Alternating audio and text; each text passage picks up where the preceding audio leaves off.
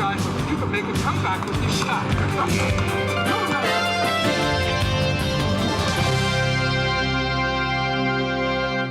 Out of their uniforms, they could pass for a bridge club, maybe a bowling league, anything but a hockey team. 4 of the stars were crowding 40. 2 others were past that. But out on the ice, the over-the-hill gang regularly cheated defeat in the 60s, and as time ran out for the golden era of the original 6, the Toronto Maple Leafs had one last miracle in them. By the spring of '67, everybody bet against them. Third best, that's all they were.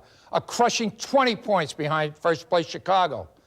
But it took a cast of rickety retreads to give Toronto what it hasn't seen in a long, long time, the Stanley Cup.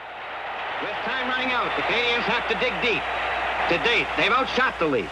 But the Leafs have been blessed with red-hot goaltending and dynamic team play that has stymied the Canadiens at crucial points in the series. Sachak gives the fans a performance they'll long remember.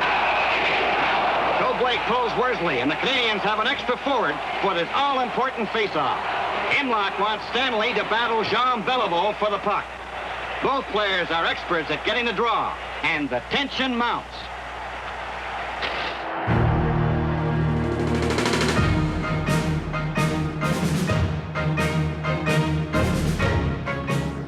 They weren't always called the Toronto Maple Leafs.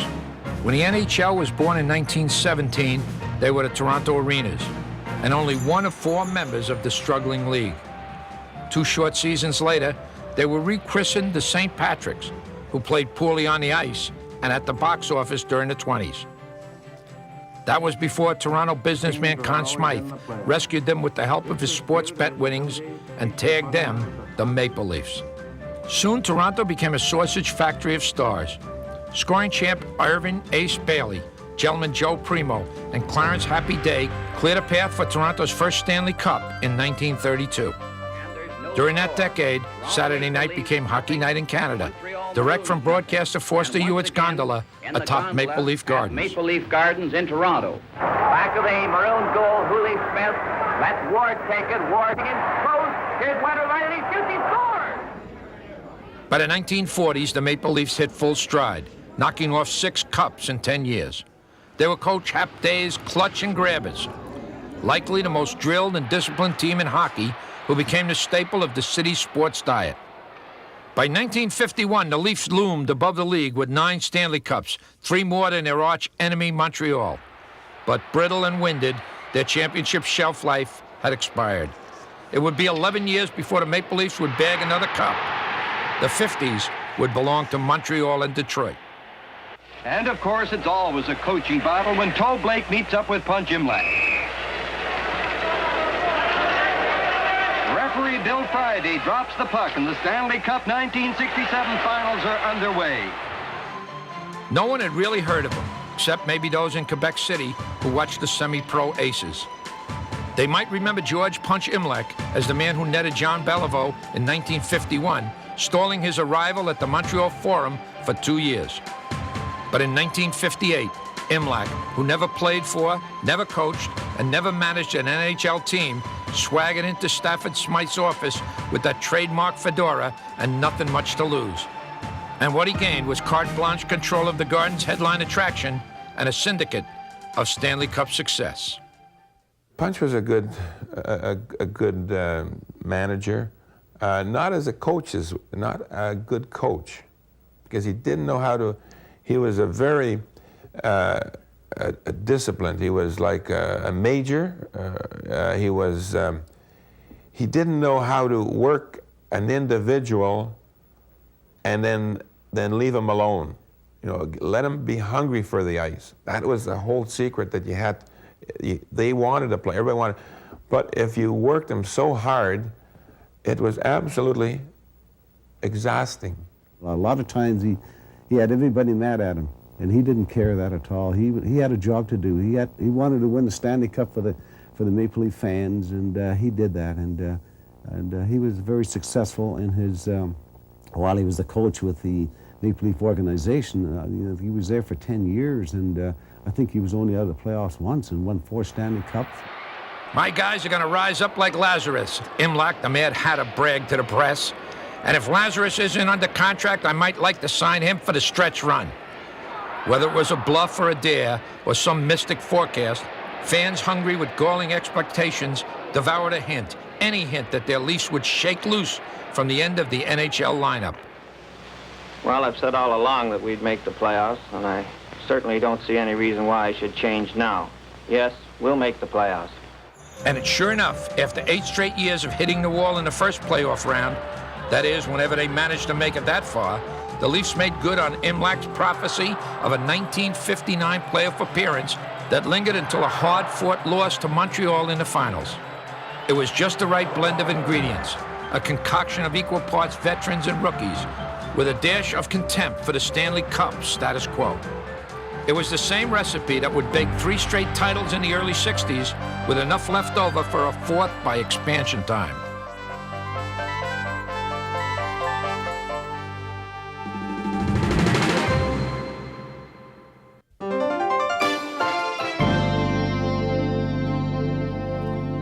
I think that more than any other one player, Coach Imlach said, Tim Horton was the key to the Maple Leaf glory days. Steady, but not flashy, feared, but never mean. Horton packed a punch in his 5'10", 180-pound frame, but he'd sooner break up a fight than to start one. He was the strong but silent type, with fierce skating and a slap shot to match. He didn't have a nasty bone in his body, Imlach added, and if he had, they'd have to make a rule against him. Long before Imlach touched down at the Gardens, Tim Horton was a regular on the Maple Leafs backcourt. Paired with Al Stanley, Horton made a force field out of the blue line, snuffing out offensive ambushes with a vice grip squeeze on intruders in his territory. A Cochrane, Ontario native and graduate of St. Michael's, a Toronto Catholic high school and Maple Leafs talent pool, Horton filtered through the Ontario Hockey Association before hitching up with Toronto's AHL farm team in Pittsburgh, where he chalked up a Calder Cup and All-Star honors. In 1952, the Maple Leafs agreed he had simmered enough in the minors and fished him out. For the next 18 seasons and 1,185 games, Horton was embedded in blue and white. Although he doubled as a right winger to spin a sagging game around, Tim had 2 bridesmaids runs at the Norris Trophy and 6 All-Star spots. Tim was a very quiet man, and not unlike Alan Stanley, and the two of them, his strength was legendary. Timmy, to me, was one of the toughest defensemen in front of the net. He could move anybody in front of the net to give a goaltender a clear shot on the player that's shooting at the goaltender, and he was strong. Timmy was a great competitor. He was strong, and I remember him getting in a fight once. Timmy couldn't fight, but once he gave you that bear hug, and he start to squeeze you, you turn purple. And he would ask the guy, you had enough? And the guy naturally would say, I had enough. But that's how strong Timmy was. Next to Bobby Orr, Horton was the only defenseman of his time to collect more than 100 goals.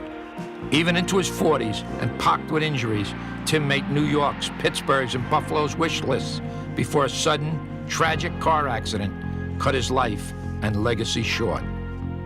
But with the power of Hull and the skating of Orr, Tim Horton, at 37 years of age, propped up this pack of championship wannabes despite a 10-game winless stretch that flushed him briefly to 5th in the 1967 regular season and a bout of exhaustion that sidelined Coach Imlach in the hospital. Almost everyone but the old folks themselves counted the Leafs down and out. The Big M. Everything about Frank Mahovlich was big.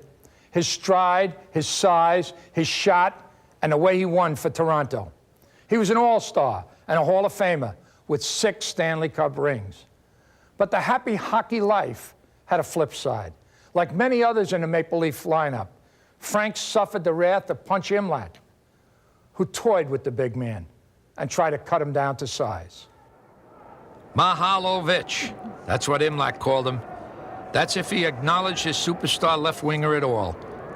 It was just one of the countless motivational misfires that sent Frank into a tailspin of depression and eventually a furlough from hockey. But it wasn't always that way. As the NHL Rookie of the Year in 1958, Mahovlich led the Maple Leaf hit parade that climaxed during the 60-61 season when he took a stab at Maurice Richard and Boom Boom Geoffrion's pristine 50-goal season record. Well, Frank was great. I roomed with Frank as well. Frank, I was, 10 years older than Frank, and Frank was my winger, and it was great. Frank was powerful, great, beautiful stride, could skate, could reach out a long way with that stick, could put the puck in the net, could find the holes. Frank, when they talked about Frank was more of an introvert, I think, and maybe a little shy. And sometimes Frank's attention on the ice, his attention span would be a little lax maybe occasionally, and you might have to give him a shout or something, or hook him up or something, just to, and he'd respond. He was dunking more than a goal-a-game average during the midseason before team injuries left him stranded out in the open and ripe for attack. His goal streak dried up at 48, and Punch never let him forget it. And even worse, an unrequited love with the Garden's fans created a pressure that cooked the man, and was cooled only by a 1968 trade to Detroit, and even happier days down the road with the Canadiens. But before Frank was shut out of Imlach's good books and driven to self-induced solitary, Punch at least knew a good thing when he saw it, and wrote a prescription for the big man in 1960 that would unleash his brilliance. What do you get when you cross an Orr-like defenseman and a Beliveau clone at center? The original Norris Trophy winner with 8 Stanley Cups, who had time left over to serve as a member of Parliament. Scouts gave Red Kelly, over here in a white helmet, 20 games tops as a pro, but he showed them after 20 seasons, there wasn't much Kelly couldn't do. It's no coincidence that the Maple Leafs suddenly adopted a flair for winning when the veteran defenseman climbed on board at the Gardens in 1959. Detroit was in the mood for youth and was happy to pawn the 13-year blue liner to Toronto, figuring he had hit his limit with their 4 Stanley Cup wins and his 6 All-Star votes. What they didn't realize was that his knack for rushing the puck deep into the enemy zone, an innovation later mastered by Boston's Bobby Orr, would pay off with his 4 more cups in Toronto. Imlach sensed Kelly's potential and racked him up at center beside Mahovlich, where he spoon-fed the left winger to a 48-goal season during Red's debut as a Leaf. I knew this was, as far as I was concerned, this would be my last year, because I was going to retire, I knew, after the year, and it's the last chance, and we wanted to win that Stanley Cup, and so, hey, and we had a lot of fellas on that club who were up in age, Stanley and Bauer, Sawchuk, and a lot of guys who might not get another shot. So these guys were really giving it all they had. The even-keeled Kelly kept Mahovlich at the top of Toronto's scoring leaderboard, even during his double duty as a Liberal MP for York West, a seat he unhanded from Conservative candidate and future hockey agent Alan Eagleson in 1963. Now it's Kelly back again. Lutzenberger around his right. Kelly waits. Shoots. He scores! Kelly picks the short side.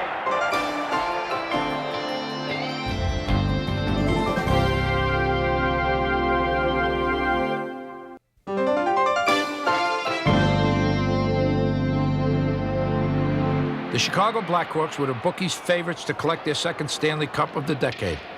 The Maple Leafs were nothing but accidental tourists on the 1967 playoff landscape, but no one told that to the old boys from Carlton Street. 6 semifinal games later, the Leafs dumped Bobby Hull's Blackhawks on the curb and stepped into the All-Canadian final against Montreal. And they had 2 vintage Icemen to mostly thank for that. Gump Worsley once said, "The only job worse than goaltender is a javelin catcher in track and field. The goalie's a bullseye for flying rubber and flailing wood. And before the days of the face mask, his best friend was a stitching needle. It's a job that chews at the nerves right down through the bone. So 4 Vesnas and 103 shutouts in 20 years between the pipes, that's a solid proof of greatness. But Terry Sawchuk sure paid the price." By 1964, he was 35, a former Rookie of the Year that backstopped Detroit to 3 Stanley Cups. But the Red Wings were convinced he'd seen better days and sent him north. Sawchuk was a farmhand in the Red Wings minor league system before breaking into the show. He crafted the crouch technique to keep track of the puck, which drew him into the dangerous traffic of sticks, pucks, and blades. and he had the roadmap of facial scars to prove it. I could never be the goalie I don't think that Terry Sawchuk was. His record speaks for himself. He's got 100 shutouts, I believe, if not more. But relationship with him, we got along real well. For the short time we were there, we got along real well. And I'll tell you one thing about Terry. He can sit on a bench for 2 periods and come in and play the other period without even a good warm-up and come up sensational. I couldn't do that. In his first 5 seasons, Sawchuk held his goals against average down to 1.98 and battered his bones in the process. The Red Wings dealt him briefly to Boston to make room for the budding Glenn Hall. There, he began a descent into dark mood swings that stalked his professional and personal life and exploded during a fatal brawl with his roommate in 1970. He was only 40 when he died. He was an introvert, a very quiet person. He could be, if he'd had a couple too many beers, he might have been a little different person. And then his frustrations would come out at that particular period of time, and I think that's where he ran into problems. I think at the end, and certainly when he went away from Toronto, I think, I think he was just losing that, and the frustrations. I think he was perhaps drinking too much at that particular period of time, but Terry kept everything to himself. But during the 1967 conquest, Sawchuk dazzled, lunging and swatting bullets like his Calder Trophy days, and rescued the Leafs from certain doom. No one deserved the Vezina more that year, except, of course, the granddaddy of them all. Johnny Bower once joked that he lied about his age so often that he really forgot how old he was. And you sure couldn't tell by watching him in the nets.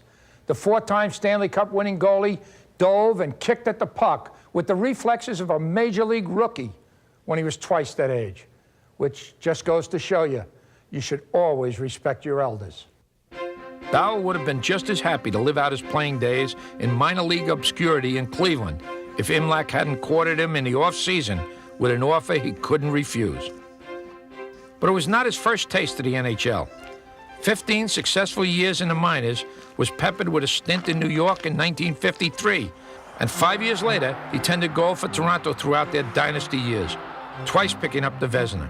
Not bad for a Depression-era kid who was too broke to buy skates and used an old mattress for pads and a bent tree branch for a stick. He was happy to practice and play every game like it was the 2-minute warning, no matter how much abuse he took during his 17 NHL seasons. But he was no worse for the wear. And unlike Sawchuk, Bower never let the game crawl under his skin. I wanted to play. I wanted to play every game because I stride in hard work, and I felt that if I played every game, I'd be able to know my players much better. I'd be able to know my opposition much better too as well. You have to study a lot of these fellas, and that's the way it went usually. And that's the way I felt that the way I should play. And if I wanted to stay in the National Hockey League, I'd have to really work hard because there's always somebody in the back of me breathing down my back to take the job. And so I just kept on working and working, and we were very successful. Johnny Bower wanted to play all the time, not like nowadays. You knew when Johnny was in there, you know what I mean? You knew when he was standing up, nothing would get by him. You don't see many 45-year-olds nowadays stifling shots and locking up playoffs. But in that fairy tale series in the spring of '67, Bower had help from Sawchuk in the crease and a speed demon out front with a few less miles under his hood. They called him Mr. Clean, Davy among the Goliaths. With only 117 penalty minutes in 18 NHL seasons, Dave Keon had the Lady Byng Trophy written all over him.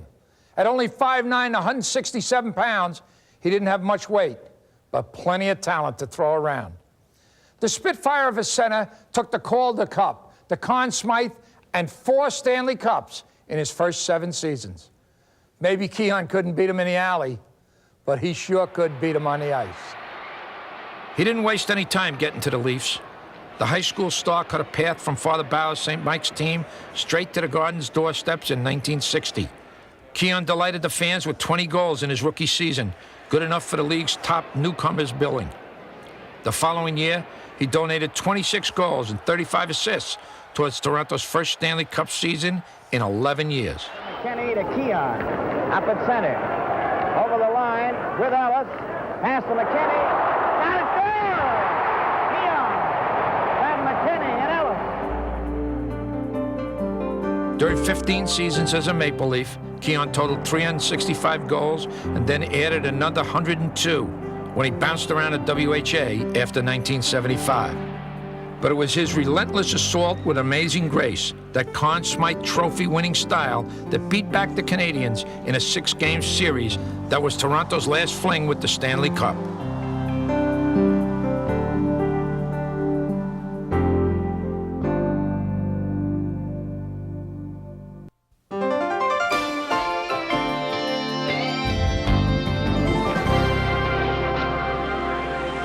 Stanley moves into Belleville, and Red Kelly gets the puck. Kelly sends Pulford away, and there's Armstrong streaking up the right side. A perfect backhand pass to Armstrong. And the Leaf captain hits the empty net. It's all over. The Toronto Maple Leafs have won the Stanley Cup. 1967 was a year of celebrations. It was Canada's 100th birthday. Montreal welcomed the world in Expo 67, but it was Toronto that thrilled the nation with a Stanley Cup comeback that has yet to be duplicated in the Gardens. After that season, the Leafs scattered in the wind of the new NHL. By training camp, Bourne, Kelly, and Sawchek were gone. A year later, 5 more were evicted. And a year after that, Imlach took his toxic coaching style to Buffalo. But for one giddy season, before hockey would change forever, the Maple Leafs gave Canada and the city of Toronto a present that they'd never forget.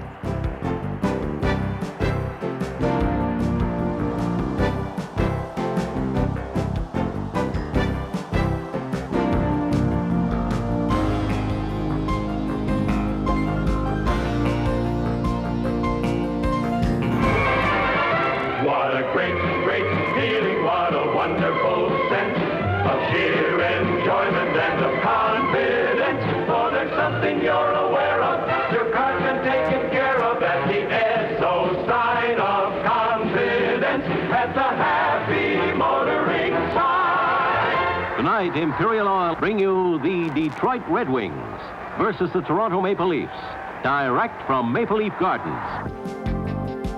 Across North America or halfway around the world, with 3 classes of in-flight service, Air Canada goes above and beyond to serve you better.